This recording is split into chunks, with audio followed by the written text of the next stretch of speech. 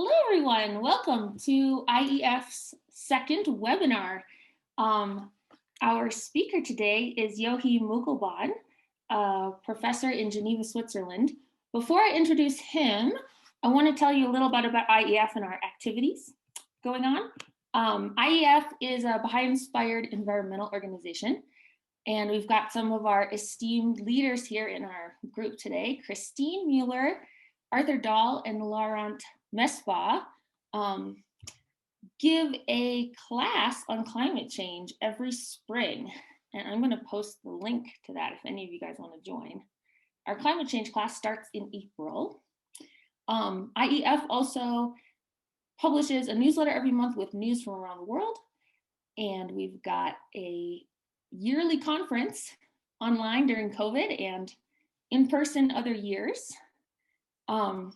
We've been going strong for over a decade, and this new webinar series is looking for, if you'd like to get notifications every month about upcoming webinars, make sure to join IEF and check the newsletter every month, or the IEF website, which I will post the link to. And to introduce our speaker today, Dr. Joachim Monkelbaan received his Ph.D. in Governance for Sustainable Development. Exactly our topic for our talk today, at the University of Geneva, where he currently also teaches on sustainability governance. He also has a master's and a postdoc from UCLA, and he's been working for various UN organizations for 17 years. Currently, he works for the Quaker office as a representative for sustainable and just economic systems. He's also worked for the Economics and Trade Branch, the International Union for Conservation of Nature, International Center for Trade and Sustainable Development, and the WHO.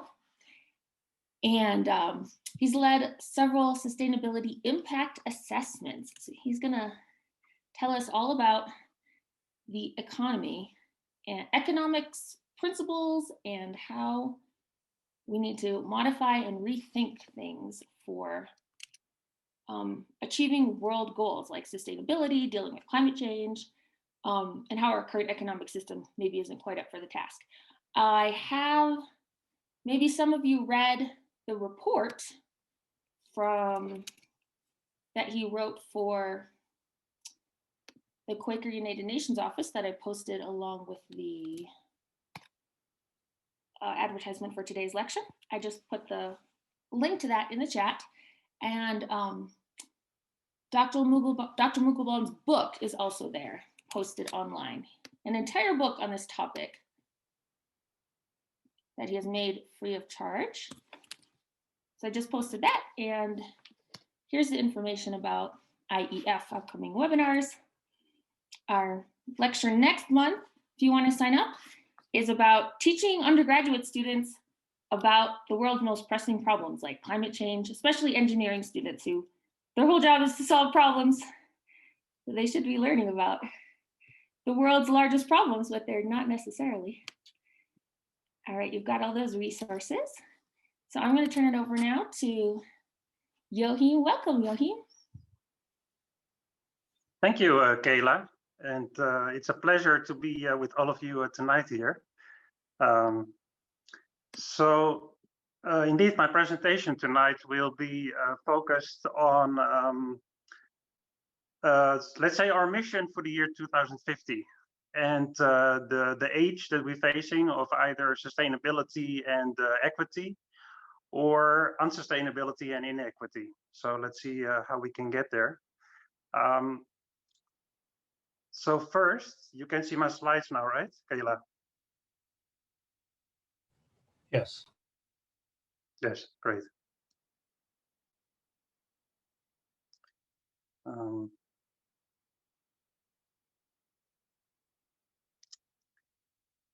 Yes, so as a warming up for my presentation tonight, let's first solve hunger, poverty, and climate change together. So Kayla will show us a poll now that where you can vote your favorite solution to address those challenges. And then in a few minutes, we will get back to the poll and we will look at some of the results. So if we look at the situation in, oh, there's the poll. So first, maybe take your time to answer to this poll.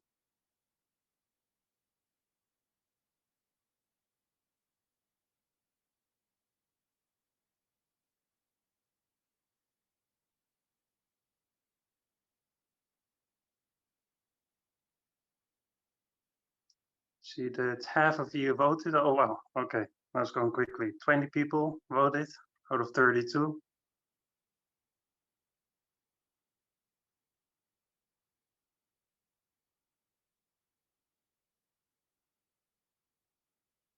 Oh, that's interesting. So it seems like you know the right answer. There's not really a need for my presentation anymore then tonight. Great, we will get back to this later. So then next.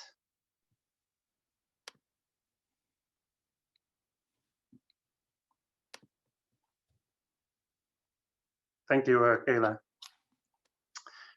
So then if we look at the situation in the world, and if we look at why we should care about the situation in the world, if we look at what Baha'u'llah said, Baha'u'llah, of course, the prophet of the Baha'i faith, then he said, be anxiously concerned with the needs of the age you live in and center your deliberations on its exigencies and requirements. That's the starting point, I think, for this exploration. So then if we look at this situation in the world, then we see both socio-economic trends and environmental trends. And on the left side, you can see the socio-economic trends that we have seen in the world over the past 100 years or so. And then we can see that the world population has grown a lot, GDP has grown a lot, investment has grown a lot, energy use has grown a lot, and those are a lot of achievements. But at the same time, this financial achievement and economic achievement has come at a cost. And that's on the right side. We can see that emissions of carbon dioxide have increased a lot. Ocean acidification has increased, and all kinds of chemical cycles around the world have been disturbed. For example, because we have been emitting nitrogen into the environment and methane, and we have lost a lot of tropical forests. So, okay, there's been a lot of achievements that humanity has achieved over the past 100 years or so, 200 years since the Industrial Revolution, but that has come at an environmental cost. And also, if we look at the World Economic Forum's Global Risk Report of this year, then we see that the top risks by likelihood are, first of all, extreme weather, climate action failure, human environmental damage. Those are the top three risks by likelihood in this year's Global Risks Report. And then we also see at number 5 biodiversity loss. And of course, infectious diseases is there at number 4 because of COVID mainly. So also, if we look at the top risks this year by impact, then we see that climate action failure is number 2, biodiversity loss is number 4. There's going to be a natural resources crisis, most likely. And number 6, we see human environmental damage. So this is a very serious situation. And this is nothing new. Of course, in the early 70s, the Club of Rome came with its Limits to Growth report, and that was a modeling exercise mainly. And they set out different trajectories for global trends. And you see those trajectories here in the dotted lines. So they looked at the remaining non-renewable resources here on top of the graph. They looked at food per capita, they looked at population. And if we look at what those models said and what have been the real trends, then we can see in the thick lines that actually, in reality, all those trends, they have been following pretty precisely the modelings and the expectations that were set out by the Club of Rome study. And disturbingly, what the Club of Rome Limits to Growth study also said is that by 2030, the global population will decline following economic collapse. So we are not too far away from that moment anymore. So then if we look at planetary boundaries, and we set that against the economic and financial growth that we have seen, then we see that, of course, there's a lot of talk about climate change, which is in Sustainable Development Goal 13. But this is part of a much larger environmental crisis that we are facing. And that also includes species extinction. So there's about 1 million species at the moment that are going to be extinct in the next few years. We see ocean acidification, we see land degradation because of industrial agriculture, and we also see pollution by chemicals and plastics. And this is up to the point where each of us is eating so much plastics altogether in the form of microplastics, mainly, that ends up in our food, that this is the size of one credit card of plastic that we are eating every week. So that's a serious situation. Just another number that I just saw in the new documentary by Sir David Attenborough, which is called A Life on Our Planet, is that if you take the mass of all the mammals on Earth together, then 1/3 of that mass is already humans. And 60% of the remaining mass then is cows and pigs and other animals that we keep for food as livestock. So that means that only 4% of the mass of all mammals in the world that is left are wild animals, only 4%. All the other animals are either kept by humans or they're humans in terms of mass. So then the question is whether we can maybe decouple economic growth from materials use and from emissions. Some people talk also about green growth. So would that maybe be an option? Maybe we should look into that so that we can keep the economic growth up, but reduce our environmental impact and reduce our use of energy and resources. So maybe let's look into that. So that would look like this, where you see the upper orange line is human well-being. So human well-being would keep on increasing into the future. Economic activity expressed in GDP would also keep on increasing, but resource use would be going not as much up as economic activity, which would represent so-called relative decoupling. So it's still going up, the resource use, but not as much as the economic activity. And then what we really want, of course, is the real decoupling, the absolute decoupling of environmental impact. So the environmental impact should be going down, actually. That's the idea. But then if we look at reality, we have seen that there has been no decoupling globally. There's a few individual countries that have decoupled their economic growth from their impact on the environment and the resource use. But that has been mainly because they have outsourced or offshored their industrial production. So, for example, heavy industries, they have moved from countries like the UK to countries like China and India. And then the UK imports those products again. But the pollution that results from the production of those products, they're not counted as belonging to pollution that the UK is causing. So that's the way that we are accounting at the moment for pollution and production and consumption. Of course, it would be much more honest and fair if we would look at the pollution that is caused by our consumption and count it like that. So in any case, if we look at decoupling and why we have not really seen decoupling in the world, is first of all, we have seen diminishing returns. So more and more energy is needed to extract the resources that we need.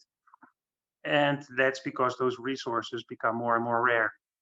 So 60 years ago, for example, we needed 1 barrel of oil in terms of energy needs to pump up 50 liters of oil because oil was much more abundant.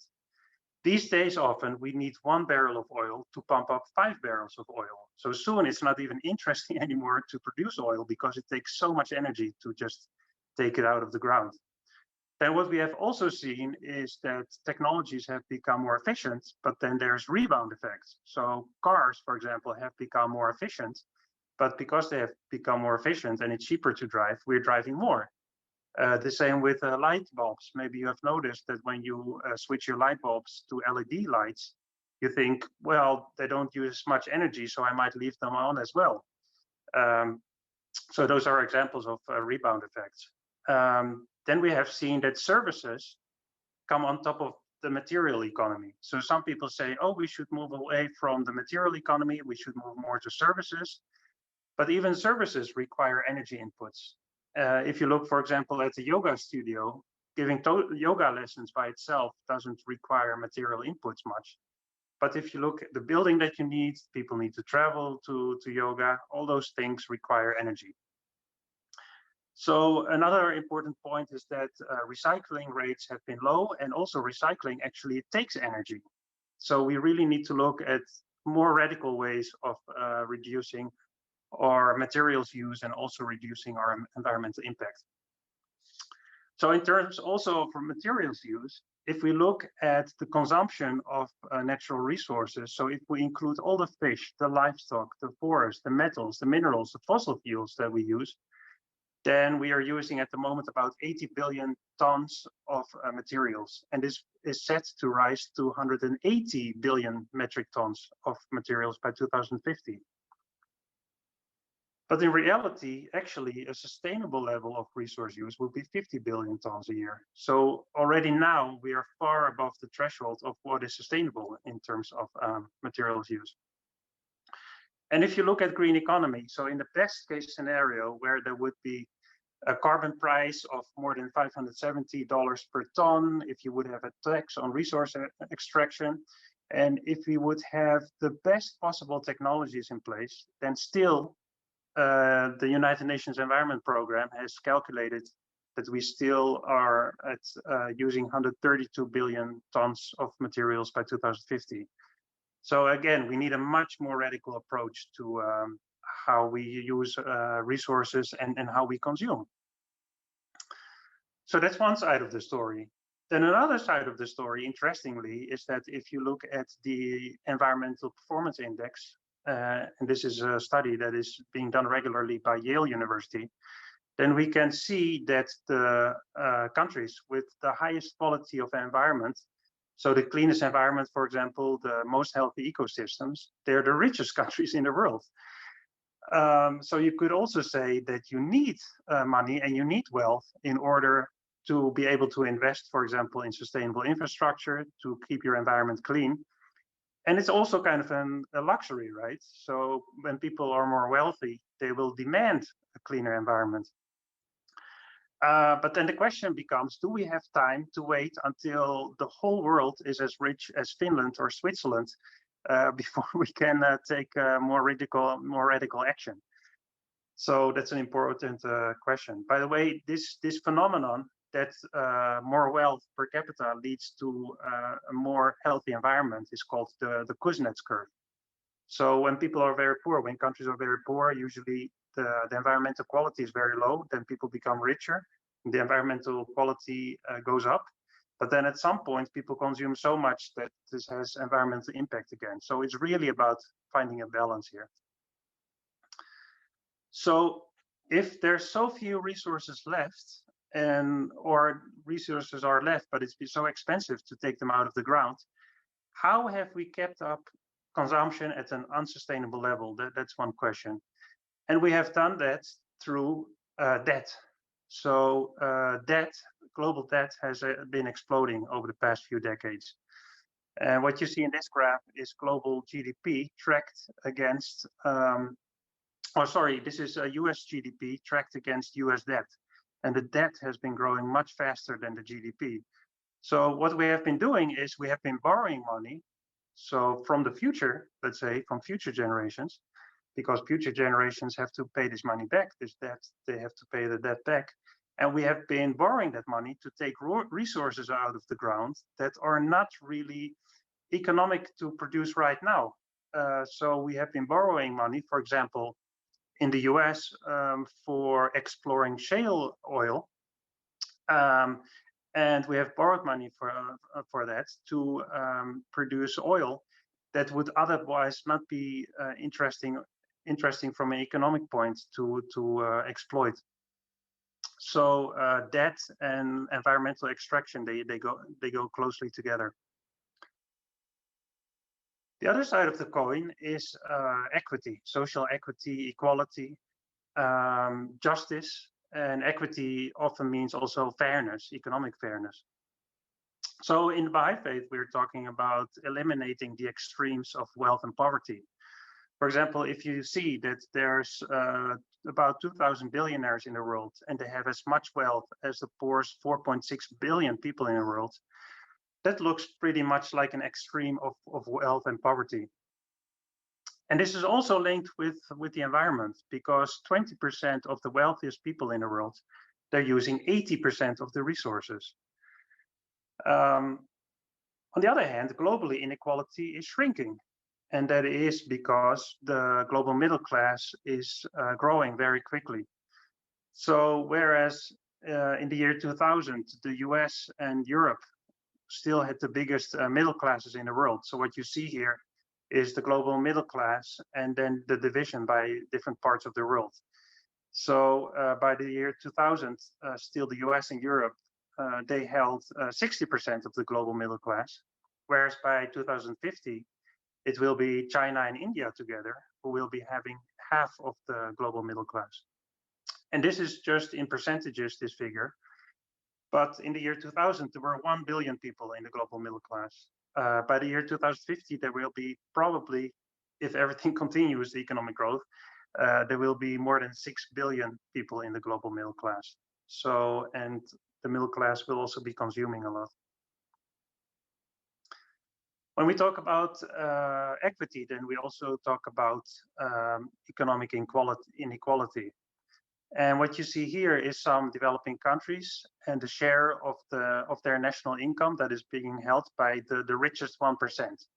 And here you can see that in the 1940s, still the top 1% in those developing countries, they were holding a lot of wealth. So up to 25% of all wealth, for example, in South Africa, was held by the top 1%. Then over the years, during the 50s, the 60s, and the 70s, those countries became more equal, up to about 1980, when actually the top 1% was holding relatively little wealth. And since 1980, inequality has been growing again. The 1% became richer again, took a bigger share of the national income.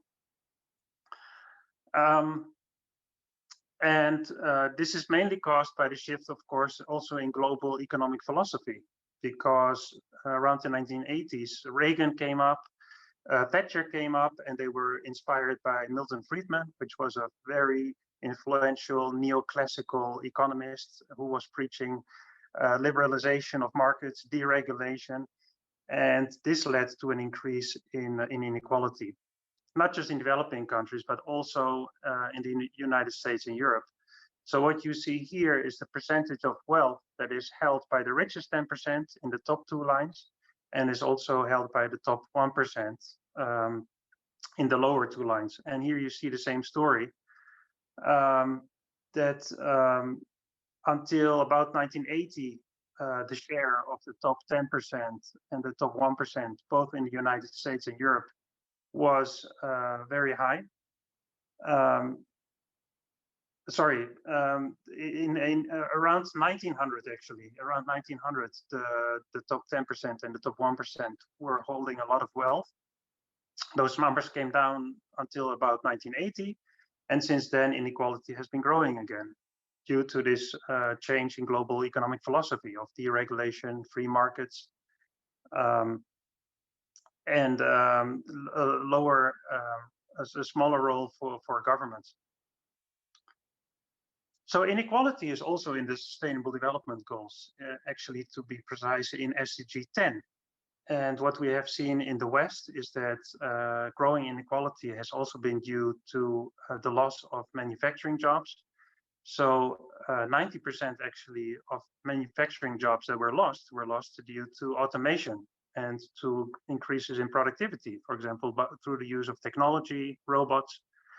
And only 10% of the manufacturing jobs were lost due to offshoring, mainly to China, of heavy industries.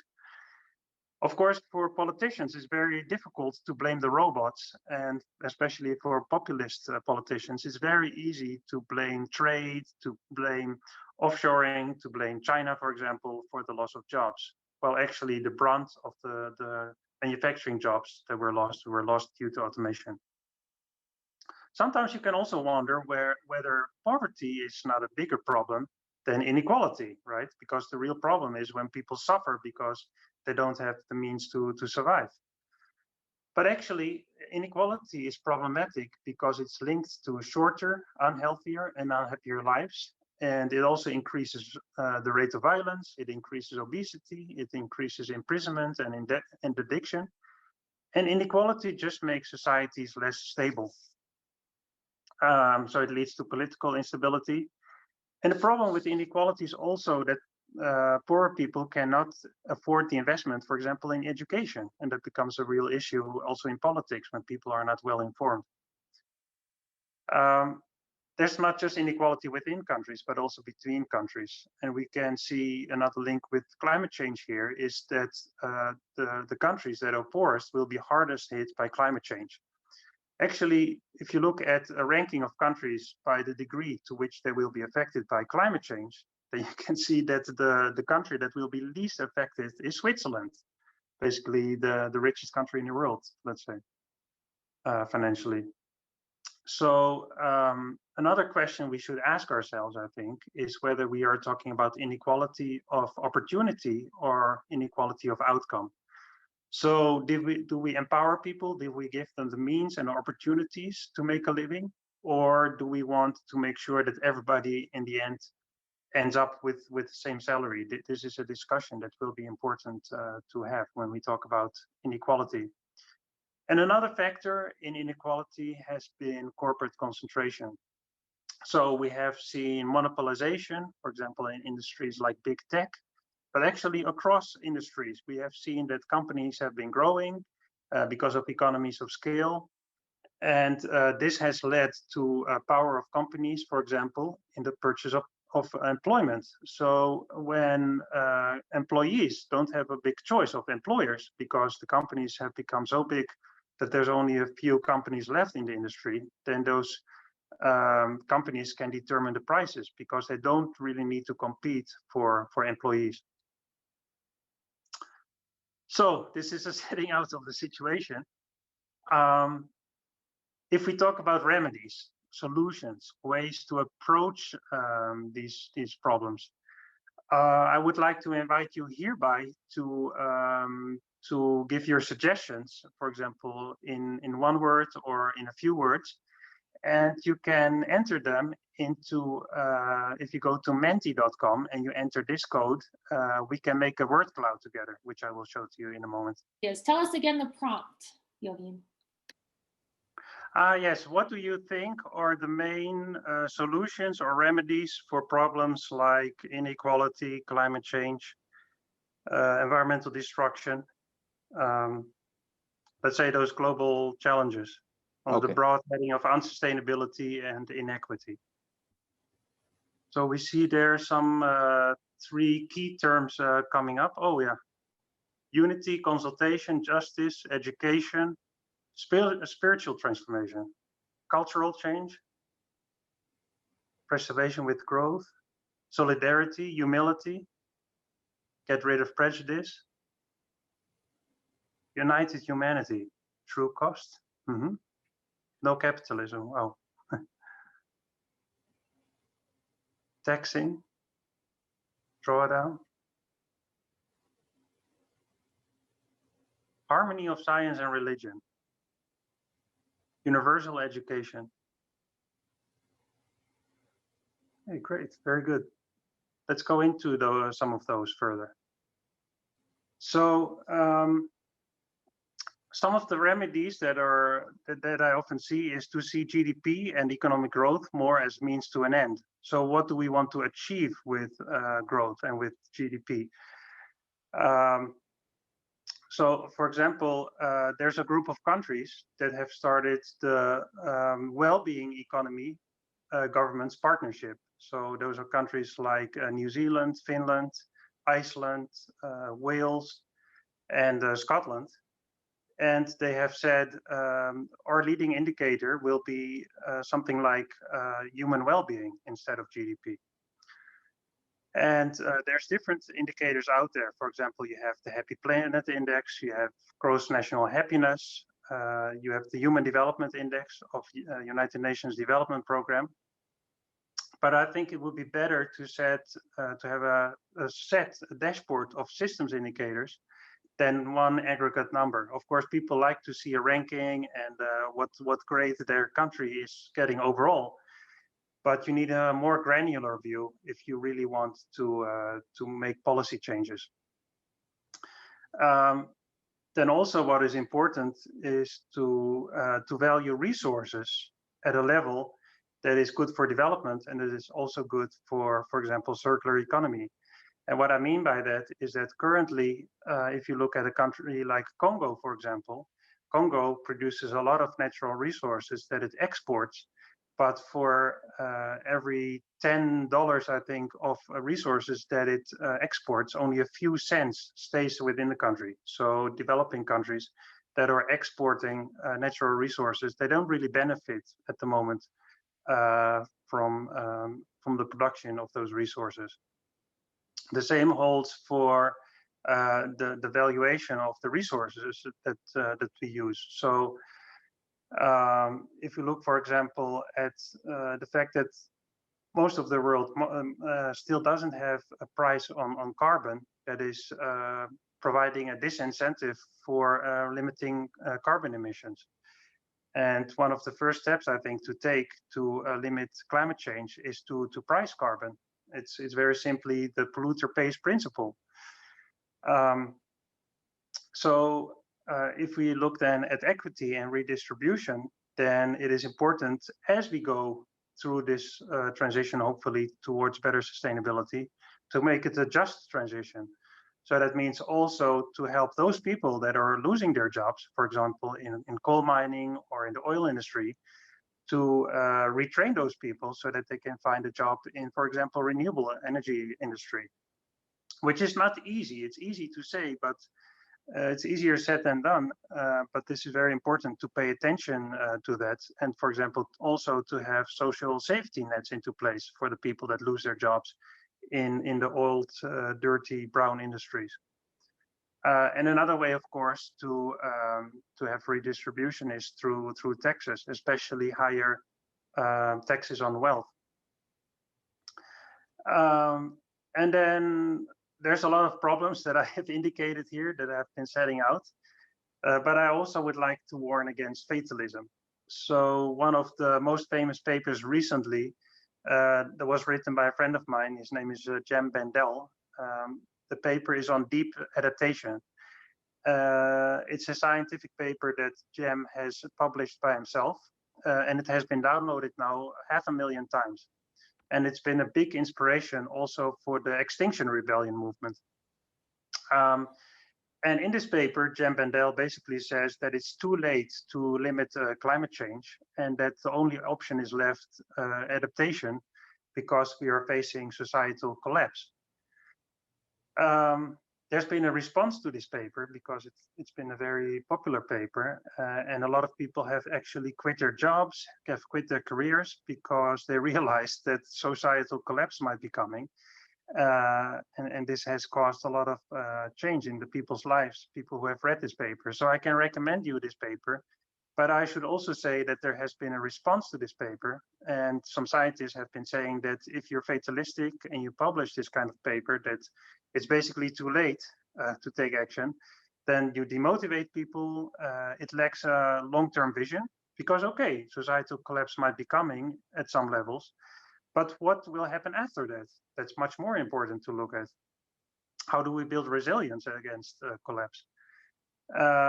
And being fatalistic, it also avoids the complexity of real collapse. And maybe most importantly, it avoids questions around justice. So just to say it's too late, we cannot change this anymore, it doesn't do justice also to the interests of the poorest. Exactly, because probably the billionaires in the world, they have their preparations and they might be taking care of themselves. But we need to think about how we also improve the resilience of the poorest in the world.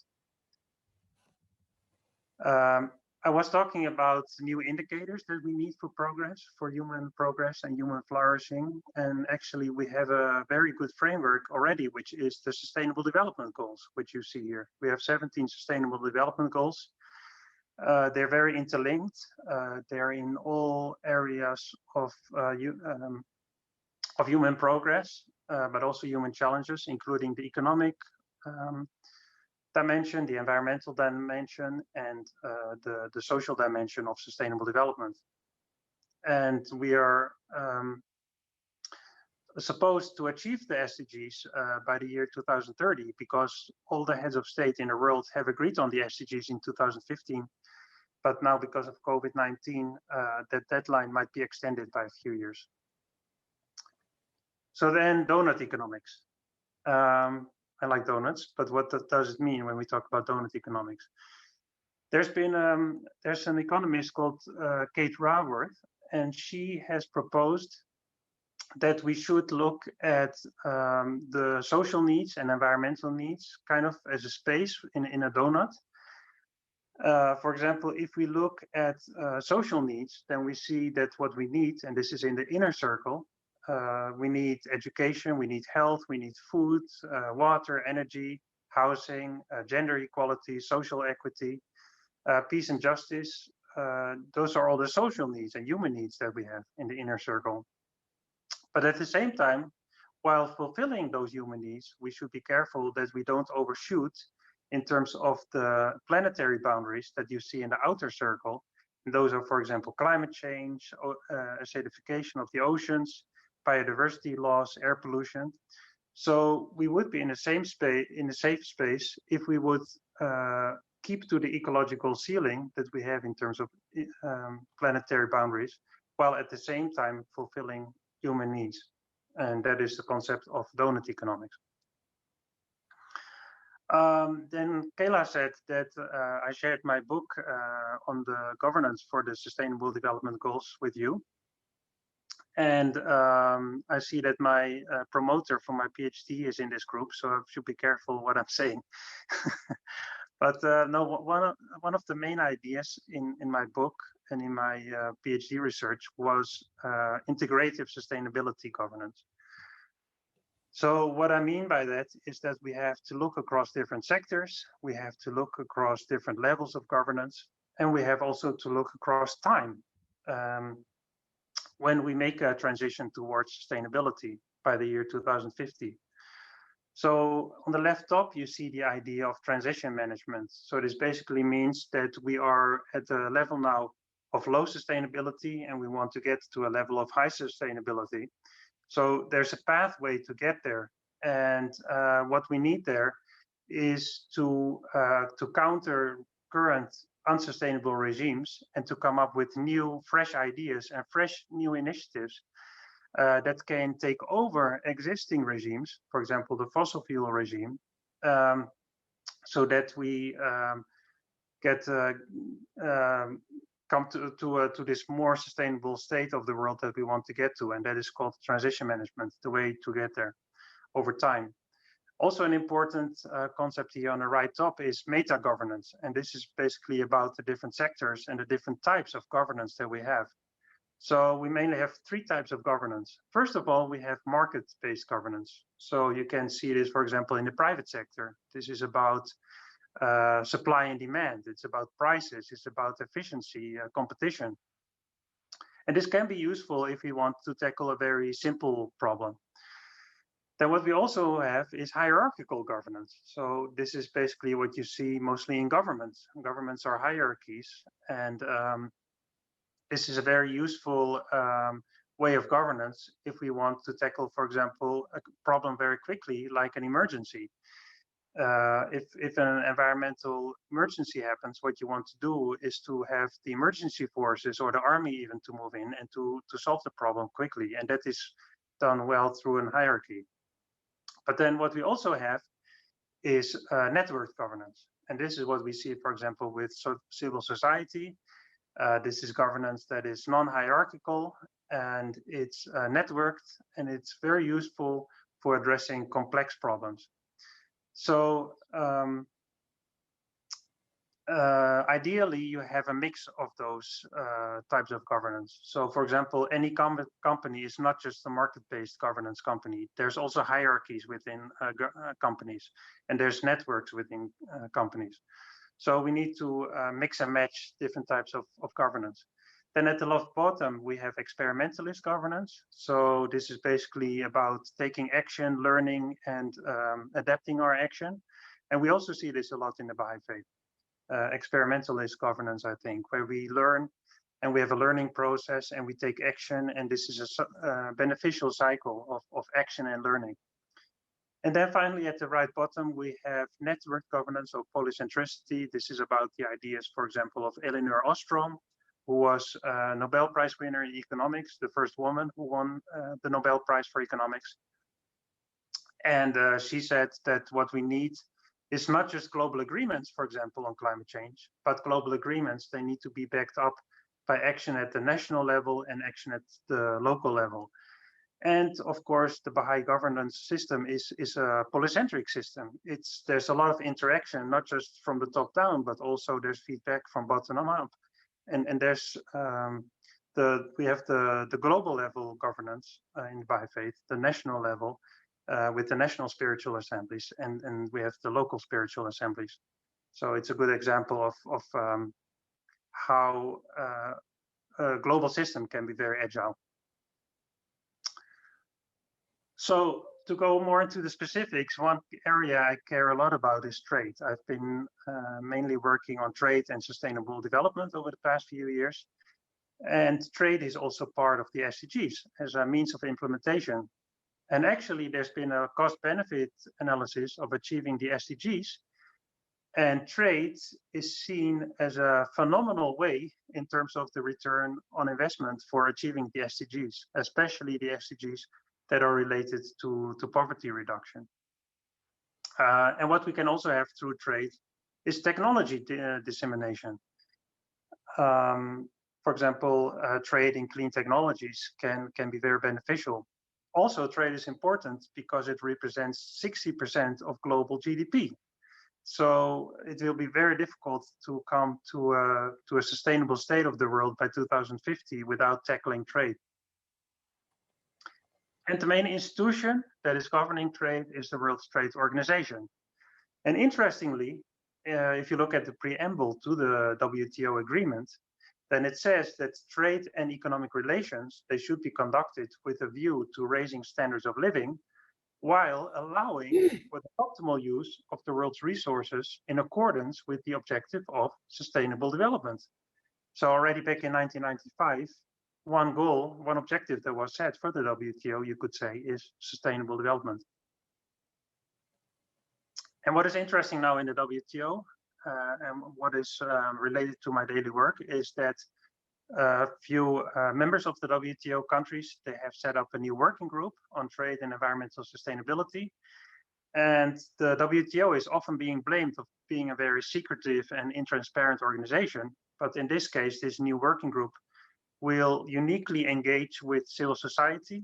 And what I'm doing now at the moment is setting up a coalition of civil society in Geneva to support this working group on trade and environmental sustainability. So the poll at the beginning of my presentation, of course, asked about different options for becoming more sustainable and addressing poverty, for example, and climate change. And I saw that almost all of you gave the right answer in terms of what would be the best approach, because what we see here is different graphs, and the different colors mean the following. So if we look at the blue color, for example, it says CP. It means the current pathway. So if we look at global GDP, for example, on the left top, then we see that in the sorry, this is purple, the purple line. GDP is set to grow according to the current pathway that we are on, that is CP. Then the red line is GT, that means global technologies and trade. And if we put more effort on that, we can see that GDP would be higher by the year 2050 than if we just follow the current path. Then the next line is, this is the gray line, it is CC, and it means changes in consumption. So reducing our consumption, for example, by eating less meat and by becoming more energy efficient. And we see that this pathway wouldn't have much impact actually on GDP. The yellow line then is for DS. DS here means decentralized solutions. So that's, for example, having local energy production and having equitable access to food. And if we would follow that pathway of more decentralized solutions, the GDP would be a bit higher. But actually, the best pathway to follow would be to combine all of those approaches simultaneously. So to have more sharing of global technologies, to have more free and fair trade, to reduce consumption, but also to have decentralized solutions. We need all of those. What I found interesting here is on the right bottom graph. If we look at climate change, annual carbon emissions, then actually, if we reduce our consumption, that won't have as much impact by the year 2050 as, for example, having more free trade and sharing of technologies. So it is important, and it will reduce our carbon emissions to have less consumption, but not as much as you would expect. So that's pretty interesting. So what I've been talking about now is more, let's say, almost at the surface level, right?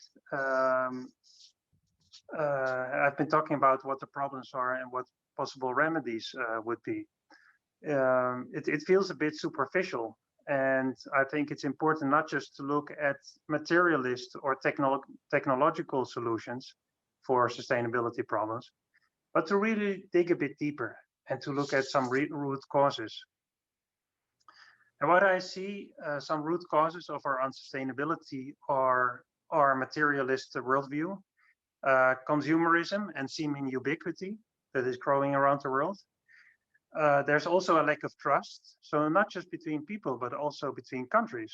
If I look at the World Trade Organization and why some developing countries are not joining this initiative on environmental sustainability, then that is because those developing countries, they don't really trust the developed countries that want to have talks on environmental sustainability, because the developing countries think that this is just an effort to open up markets, and it's an effort of developed countries to export their environmental technologies to developing countries. So lack of trust is a real problem in reality. Then there's also the exploitative nature of economic systems. We don't look enough at what value is really created in terms of human well-being beyond financial growth. And we see fragmentation in the world and fragmentation in societies. And then also one term I heard recently from a diplomat when I asked about why we don't make more progress on sustainability is that she said there's intellectual laziness. And I also couple that with not just financial or environmental poverty, but spiritual poverty. So what I mean by that is that we need to look for spiritual solutions to our economic and environmental problems. And we also saw in the word cloud, I think the biggest term that came up is unity. So that's connected here. And it's also connecting to something that was recently indicated in a scientific article, which is called superorganism. So this researcher, he's called Nate Hagens. You might want to look up his article on the superorganism.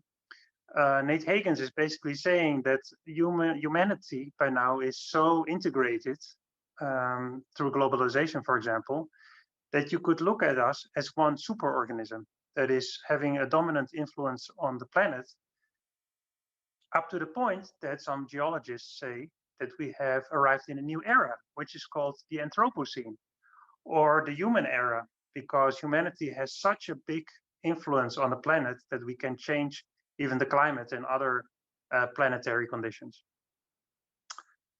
What we also need to look at is the purpose of the economy. What do we want to achieve altogether? And in the Baha'i faith, we are talking about an ever-advancing civilization as an important objective. What is also important is to realize how much agency that we have based on reflecting, based on our consciousness, based on respect for nature, and based on solidarity, which comes along with unity of humanity. And it's important to empower people, especially through education for sustainable development and refinement of the spirit. So one quotation here from Baha'u'llah is that nature is God's will and is its expression in and through the contingent world. So that also expresses the respect that we ought to have for nature. Then if we look at what the Baha'i international community says about sustainability and getting there, is that the pathway to sustainability will be one of empowerment, collaboration, and continual processes of questioning, learning, and action in all regions of the world. And as the sweeping tides of consumerism, unfettered consumption, extreme poverty, and marginalization recede, they will reveal the human capacities for justice, reciprocity, and happiness. So that's very comprehensive, actually, in that one quote.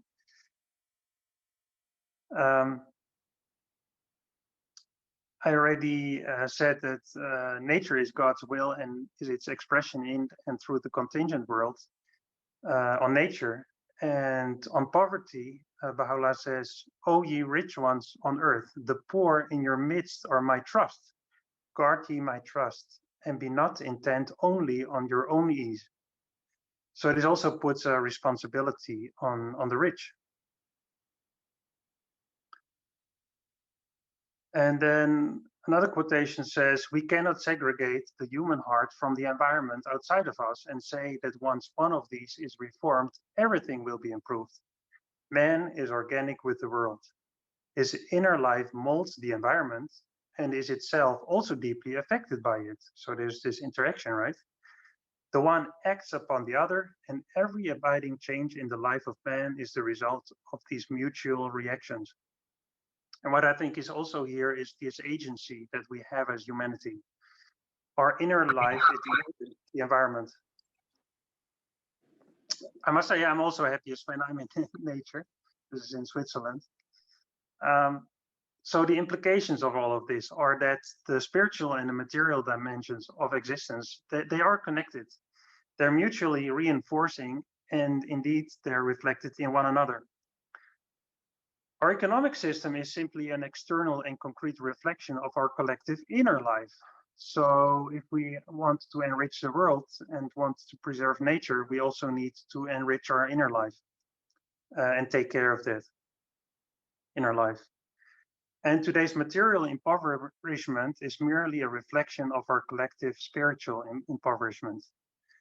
To go with Adam Smith, one of the main founders of modern economic thought, what Adam Smith said is that a well-functioning society is dependent on adherence to a code of honor. Because actually Adam Smith, of course, was a moral philosopher. So what we need in the end, if we are organically connected to our environment, is that the principle of the oneness of mankind is no mere outburst of ignorant emotionalism or an expression of vague and pious hope. It implies an organic change in the structure of present-day society, a change such as the world has not yet experienced. It calls for no less than the reconstruction and the demilitarization of the whole civilized world, a world organically unified in all the essential aspects of its life, its political machinery, its spiritual aspiration, its trade and finance, its script and language, and yet infinite in the diversity of the national characteristics of its federated units. And I think this also expresses the Baha'i ambition and vision of having a global federation of states with a world government. For conclusions, I think if we round this up and we look at the connections, I think first of all, we can see the need for interconnected, holistic, and systemic solutions.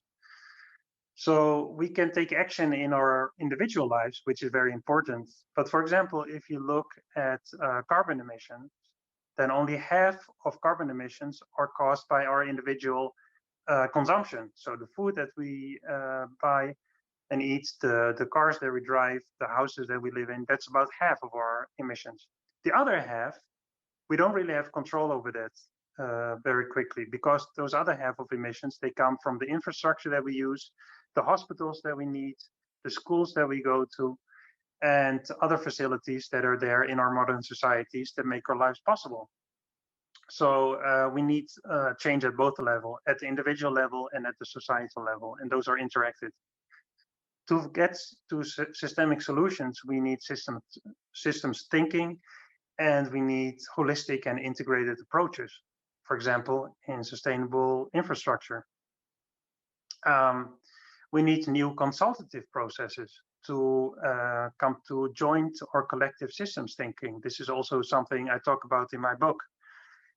And at the moment, of course, what is very pressing is how we continue after COVID-19, after the pandemic. How can we build back better? So yesterday, the Global Center for Adaptation of the United Nations, it published a statement that was supported by 5 Nobel laureates in economics and by more than 3,000 scientists. And this statement said, we now have the opportunity to build back better after COVID-19. And I think we can also see that in this figure, where you see global carbon emissions, which have been going down over the past year because of COVID-19.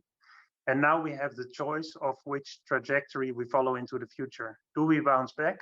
That's the upper graph, the upper line, the upper dotted line. Do we bounce back and will carbon emissions grow again? Do we go down in emissions? That's a question, because we now really have the opportunity to make the cuts in carbon emissions that we need to limit climate change. So thank you very much. And I'm looking forward to your questions and to the discussion. Thank you for your attention.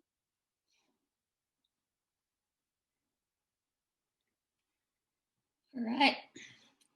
Anybody feel free to chime in with ideas, questions, insights from your own study.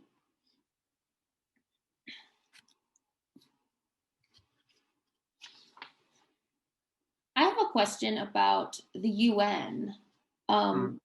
Having ample experience with the UN yourself, do you think we need an entirely new world government organization, or do you think the UN could be modified to work for the whole world?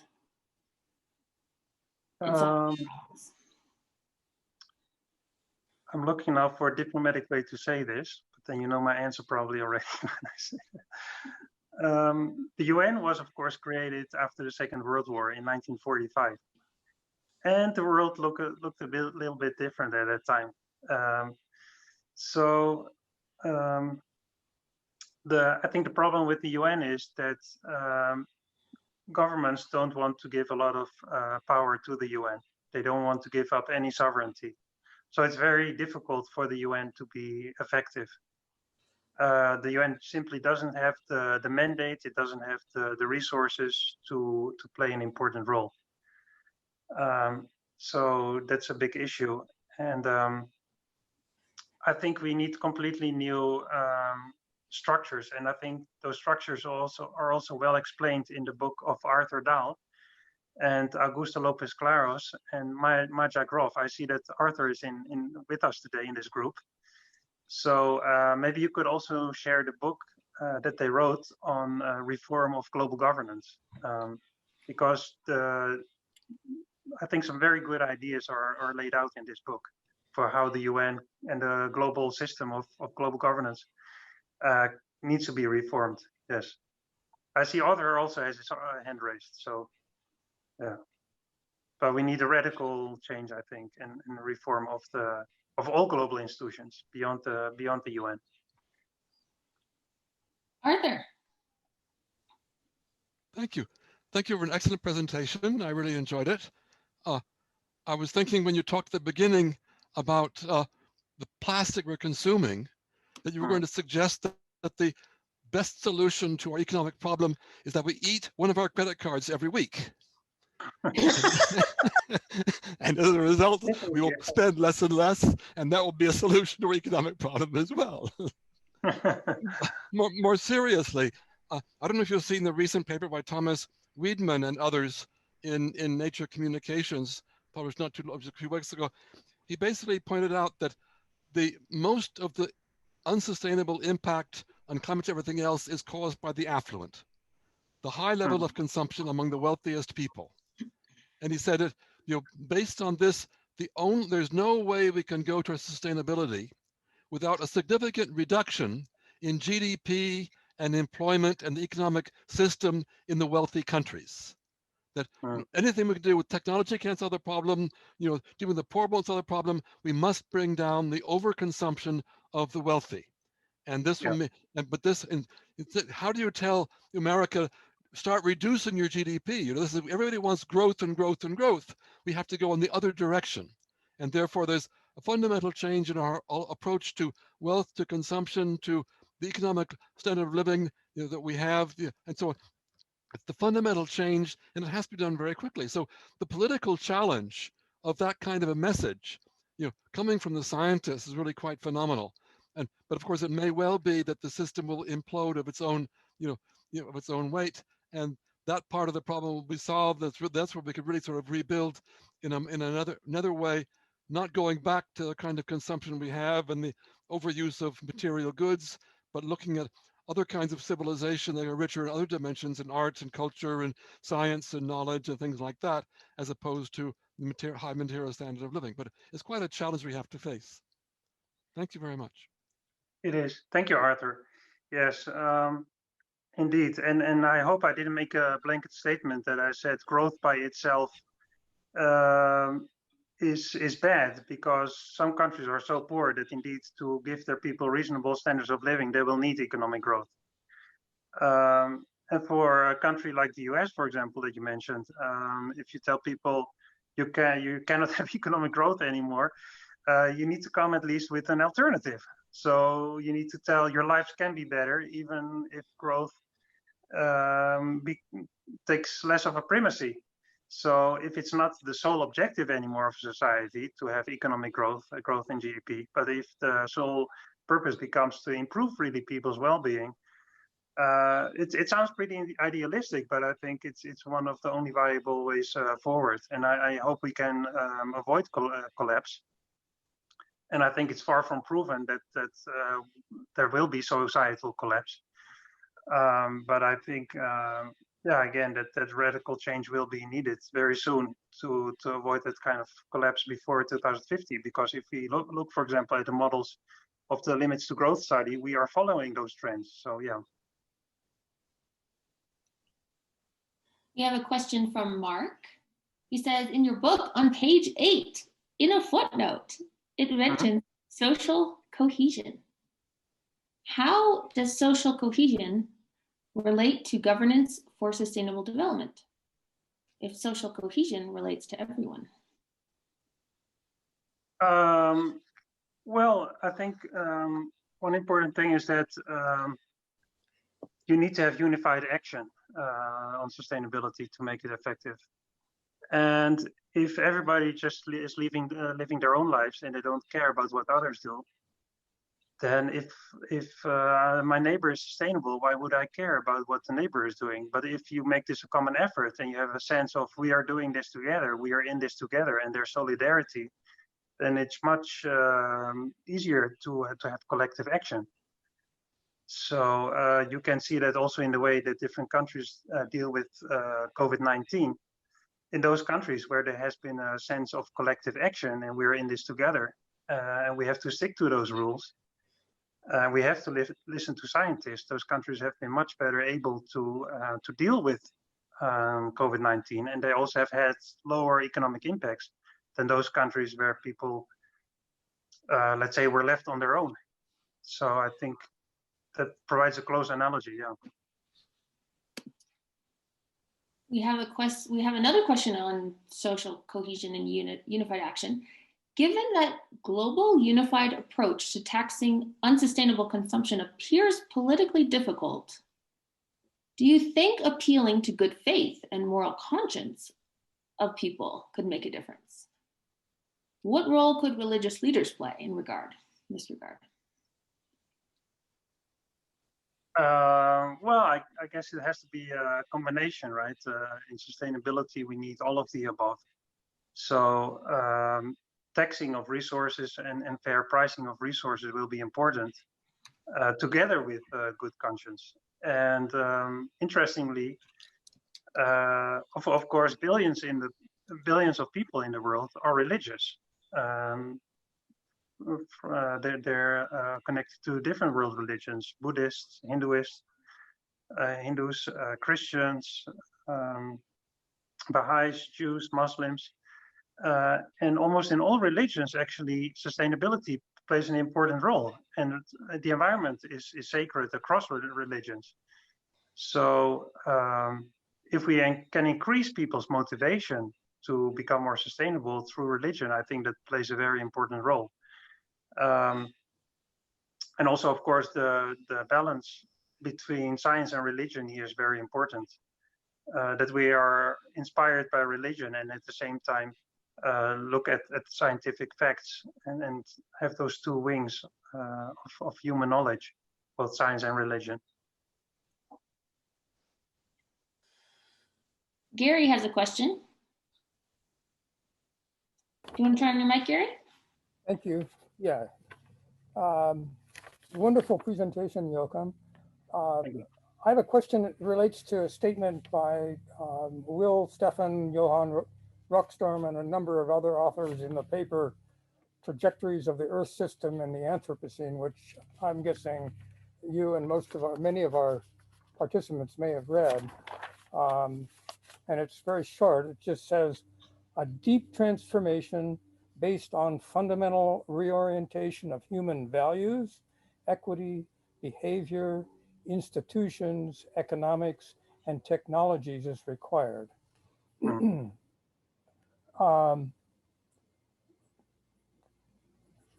My impression right now is that the majority of people, and we've sort of been hitting on this, the resistance that we're facing in making inroads onto these various crises, is that people are focusing on primarily the economies and the technologies, maybe to some degree institutions, and lesser on behavior.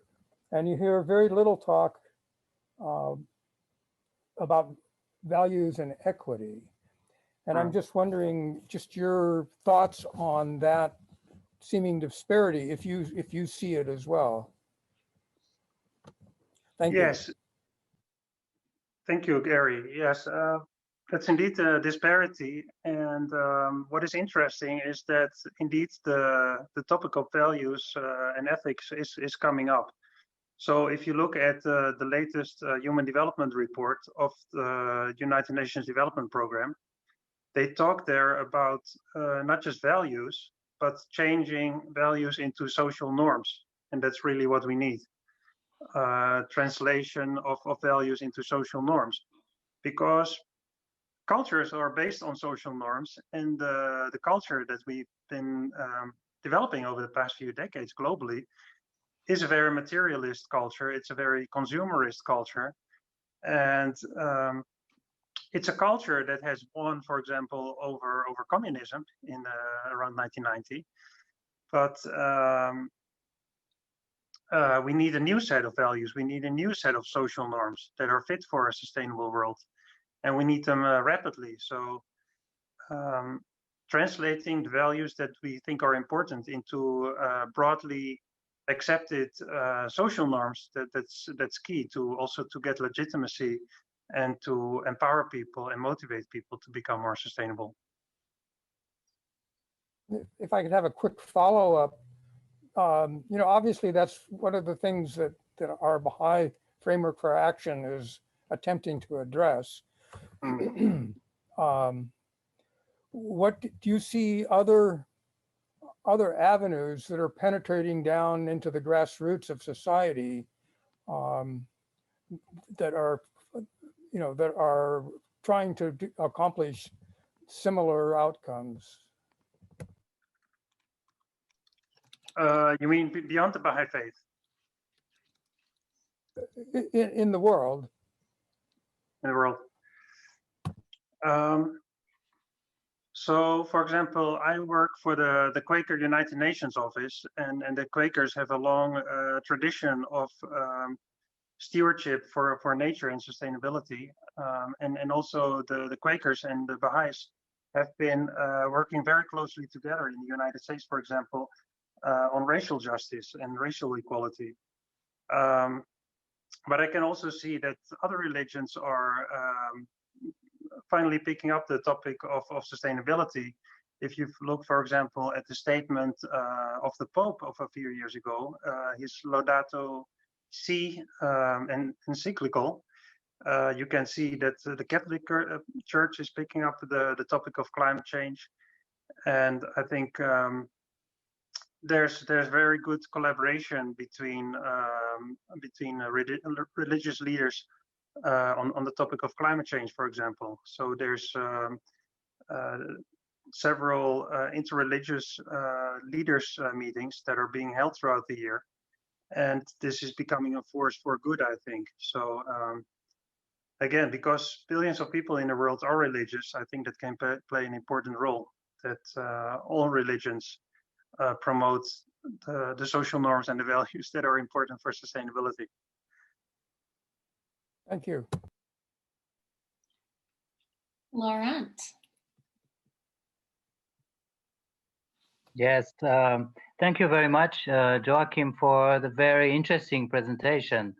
My question is related to the last, I think one of the last slides where you showed that emissions, global emissions are going down thanks to COVID.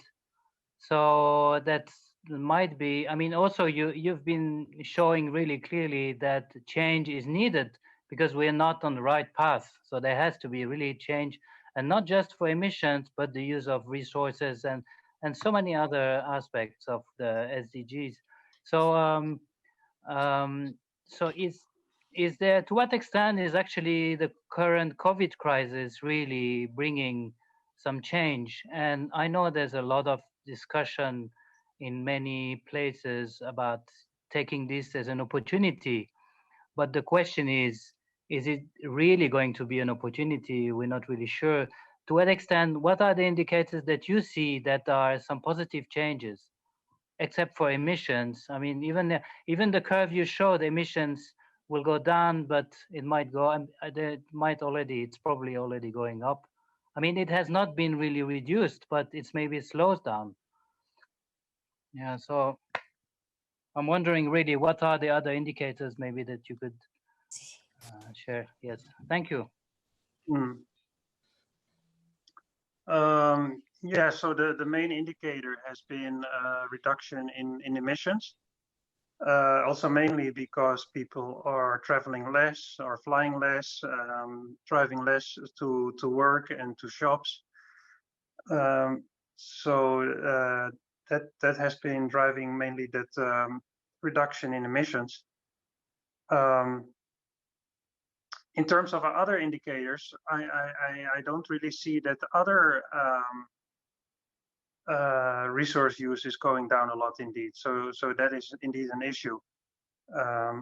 And it's important not just to focus on climate change and carbon emissions, but also other consumption patterns. For example, people might go less to shops, but there's been a lot of home shopping. It's easy now to order online.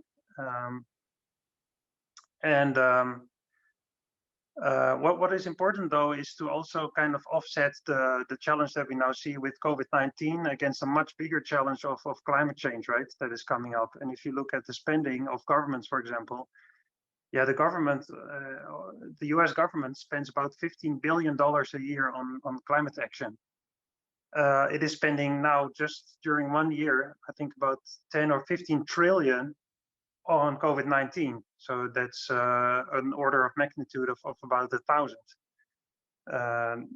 So if we put the same seriousness on the problem of climate change, which is more into the future, if we take that as serious as the urgent problem of COVID-19 and its economic consequences, yeah, then you can see a disparity. But I haven't seen other indicators yet for environmental impacts, and I think those indicators will come out over the next few months, as reports also from United Nations Environment Program might come out about the state of the world. So for now, we mainly have data about carbon emissions. Yeah. Zafiria has a question. Hello, Professor. I just wanted to ask, like, clearly you presented that people start caring much more about welfare rather than economic output and growth necessarily, but people are not businesses. So what type of incentives would you recommend that we're supposed to give to businesses so that they are interested in welfare? Because obviously they will always be more interested in economic output than in individuals' welfare. Thank you. Yes, so what we have seen, for example, already in 2019, is that the Business Roundtable came with a statement on the purpose of the corporation. And there was a very strong statement saying that corporations have societal objectives to fulfill, not just their own objectives or in terms of finance, but or their investors' objectives, but there's a societal role for corporations. And I think this is not just talk anymore. What you can see in the world of investment, for example, is that there was little interest in green investment and sustainable finance. And this has been shifting over the past few years because banks, financial institutions, they're seeing that, first of all, green investments, they have higher yields, so they can be more profitable, plus they're less risky. So that's exactly what they want. They want to have high yields and less risky investments. And now, over the past few years, green investments, sustainable investments, have been providing exactly that. So I think the momentum is going in the right direction, but not yet at the scale that we need. What is also interesting is that if you look at students in finance, students in economics, there's much more interest now in sustainable economics. So I think there's a shift taking place. It's too slow for the moment, but I think the momentum is there. And corporations can also see that beyond just greenwashing and nice marketing slogans, it makes sense to become more sustainable. So I have good hope there. And in addition, I think in general, corporations are more ambitious in terms of sustainability than governments. Governments are a bit careful, and they're usually listening to those companies that are losing out. So if you're a fossil fuel company, and you will scream loud if you lose out in this search for sustainability, this pursuit. But if governments would listen more to the biggest number of companies that really want sustainability, I think we would be in a much bigger place. So I think private sector companies that can really be a force for good. Thank you. We've got a question from Shada. What meaningful efforts have you seen that aim to support communities through the climate change impacts already underway and that build community resilience? Mm-hmm. So actually through IEF, this group, the International Environment Forum, I have heard the stories about especially Pacific Island communities, which of course are seriously affected by sea level rise, for example. And what I've learned also through the sharing of the news from Arthur Dahl, who has lived in the Pacific region for a while, is that there's very impressive results that come from community collaboration in the Pacific region and on Pacific Islands, small island states. So I think there's very good examples there of how we can all adapt to climate change. If they can do it, I think we should all get inspiration from that. Arthur, do you want to talk about that at all? Well, I think, the islands have the advantage of being at a more human scale. They're, smaller communities by themselves or have a certain coherence. They've had to learn to live within limits for thousands of years, and therefore they're much aware of limits, and they already have a lot of the values needed for a more sustainable society. They consult together to avoid human conflicts, because you can't run away from somebody on a small island. You're going to meet your enemy the next day. So they've learned many practices, social and environmental, that already are going in the right direction. We've also seen that with the pandemic, they shut their borders down. They thought, well, this is going to be painful, but it's better to keep the, and there's some of the countries that have managed to avoid any contamination with the virus so far. So there are a number of ways in which they've already had the thing, and they're looking very much at how they can plan sustainable futures. They're more and more looking at sustainable use of the resources. You're restoring damaged resources. We've got an IF member in Fiji so for many years. How do you replant corals on damaged coral reefs to rebuild the coral reef after it has been damaged? And he's been quite successful in, you might say, reforesting coral reefs with corals again, where you can control the damaging factors to begin with. It doesn't help when you've got bleaching from global warming, but there he's been looking for corals already adapted to higher temperatures. What have survived the bleaching? And then growing those and planting them out to help the reef begin to adapt to higher temperatures. So there's a lot of things happening, and we can look at those examples as creative. Yes, it is possible, and there's no reason we can't have a much better quality of life, even if we don't have so many material resources, and we need to follow those examples. Thank you. So we've reached the end of our advertised hour and a half. If anybody needs to go, feel free to log off. But we'll keep going as long as we have questions. And after we're totally done, feel free to stay logged in if you just want to chat and socialize with your friends here on this call. So we've got a question from Barbara. Yes, can you hear me? Mm-hmm. I wanted to bring the conversation down even more.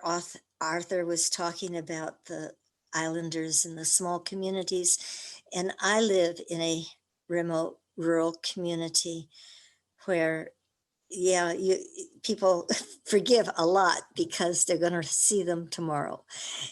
And I think sometimes we get the impression that people don't care, and I'm thinking that it's more that people have no idea.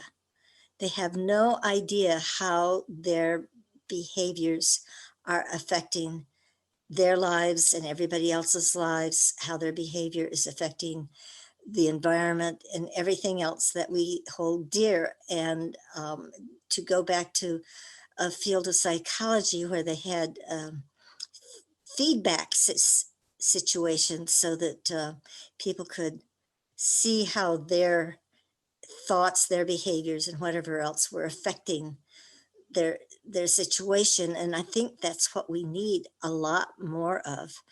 But I think the really strong thing that I think we need is truthfulness. Our country has been through a big crisis over truthfulness.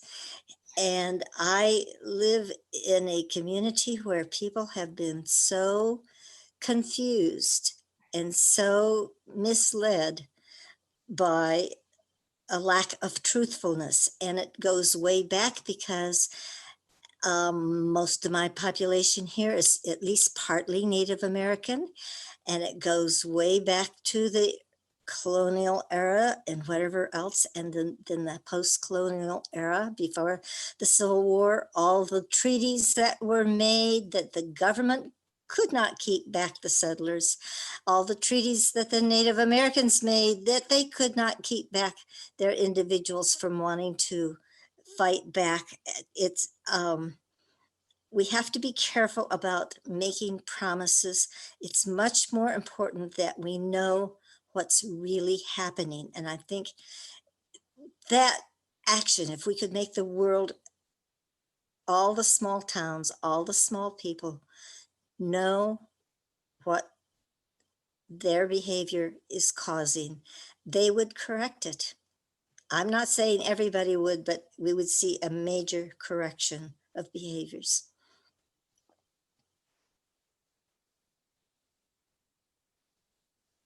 Any ideas, Joachim, on how to deal with the post-truth world we live in and individual actions?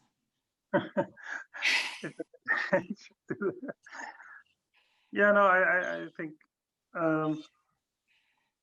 it also goes together with the trust that I mentioned that we need. It goes together with the integrity, right? Yes. What is integrity and respecting reality and truth, and then also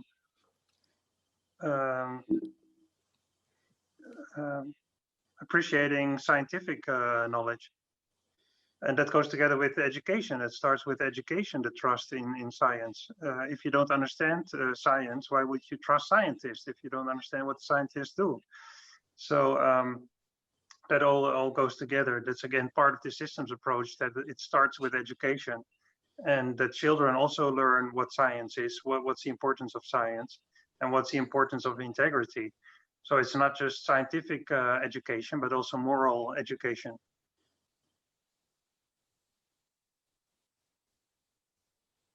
Anyone else want to chime in with some thoughts? I'd like to share something. This is Peter. My name is Peter Bruce. I'm in California. I appreciate, Joachim, your presentation. It was very insightful. And maybe just following on to Barbara's comments in the Native America region that she's in, I did sort of more as a mature student. I went back to school and did my doctorate, and I worked with the Navajo for 2 years. And truth and truthfulness was a big part of what was in my dissertation, at least from a philosophical point of view, is sort of laying the context. But I was looking at resiliency. I was looking at ecology, social ecological systems, and so looking at systems thinking in this whole concept. And not really wanting to get too theoretical about it, but just, for what, maybe try to keep it in a simple way, systems are very complex, and this goes down to the whole idea of complex theory. And we have multiple systems, of course, in our globe, whether we're looking at the biological side or the ecological side, or the social systems that we have. And the human environmental interaction between these two groups is what we're really talking about here in terms of the sustainability and the survivability of the human race as it exists, on this planet. And what you were saying, Joachim, is so true in the sense that there has to be an awareness, a raising of awareness and education. But and I'm a Baha'i, so looking at it from the Baha'i lens, from that perspective, justice and what Baha'u'llah says about justice and unity. And it's so fundamentally important. I posted a quote in the chat of what Baha'u'llah says about unity. And until the world really becomes unified in all aspects, then we really are not going to be able to find true sustainability. Those are my words, but that's what I kind of take from what Baha'u'llah says. Because that core concept of unity is so important when we look at systems thinking. And, if we look at what they call in ecological thinking, systems that are in a state or a regime state, we have these thresholds and we have disturbances that kind of bump up against these thresholds, and it pushes us to these tipping points that we see in our environment. But we also have that in the social side. We have thresholds and tipping points within our societies. And the two coming together, the ecology, the environment, and the societies, how they interact are very critical. And when we were talking earlier about the resilience component, resilience is all about getting us back to where we were. And when we look at the complexity of these nested systems, in some cases, ecologically particularly, we probably want to get back to where we were in terms of biodiversity and all these other factors. But in the social systems, perhaps we don't really want to be back to where we were, because where we were is not necessarily a good state of affairs. And yet because we're interacted with the society and humanity is interacted with the ecological systems, we have to see how those two interact. And so allowing something not to, putting things in place that sort of, we say we want to be resilient, does not necessarily mean that's a good thing. So allowing things to get to a threshold and a tipping point where we can actually move on as a humanity, as a society, in terms of our thinking and our awareness, I think is also important. So it becomes very complex, but how we look at these things and how we scale them, we have to look at all these when we talk about these terms of resilience and adaptation. And C.S. Halling, for example, in his adaptive cycle, you can research that back in some time ago, but when he wrote about that, I think Peoples et al. In 2006 has some articles on C.S. Halling's and the adaptive cycle, how it goes through these regenerative processes. And ecology is all about regeneration. So the big trees fall in the forest, so you have a new regeneration of growth. So it's okay to have cycles that regenerate themselves. And so when Baha'u'llah says unity, and we're trying to come around to collectively looking as a humanity, how are we unifying among ourselves, but how do we unify within our economic systems, our ecology? These are very complex thoughts. So I really appreciate the talk. This is the first time I've joined the group, and I really thank you for your presentation. Thank you very much. Yes, indeed, unity is key, and it's easy to call for unity, but what does it really mean in practice? And it's really impossible to overstate the importance of unity and its real meaning. Yeah.